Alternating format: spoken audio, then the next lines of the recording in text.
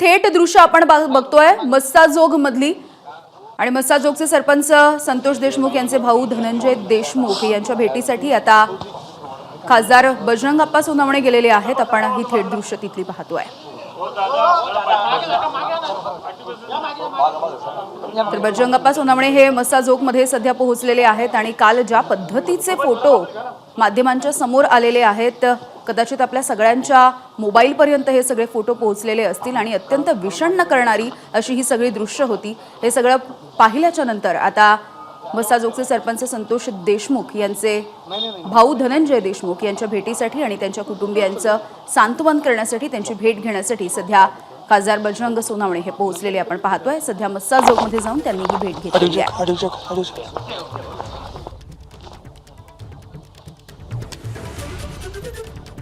तर एकीकडे अधिवेशनामध्ये सुद्धा विरोधकांनी हा सगळा मुद्दा लावून धरलेला आहे, गदारोळ चाललेला आहे आणि त्याच वेळेला मस्साजोगमध्ये सुद्धा तशाच पद्धतीचं वातावरण आपण पाहतोय।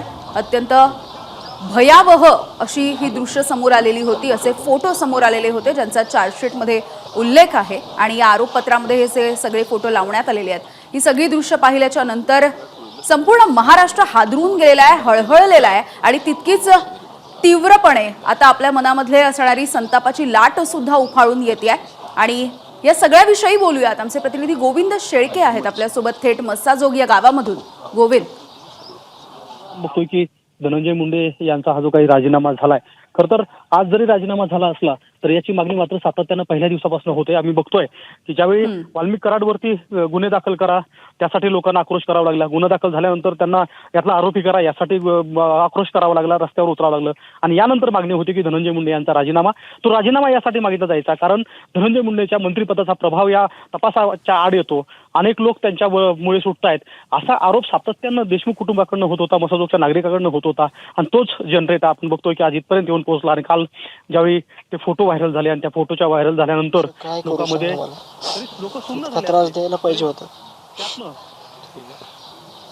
अगदी गोविंद, मी पुन्हा एकदा तुमच्याकडे येते। सध्या ही दृश्य आपण दाखवूया। तुम्ही म्हणतात तसं ऐकतोय मी सगळं, सगळे लोक तू एवढ्या संयमाने घेतलं।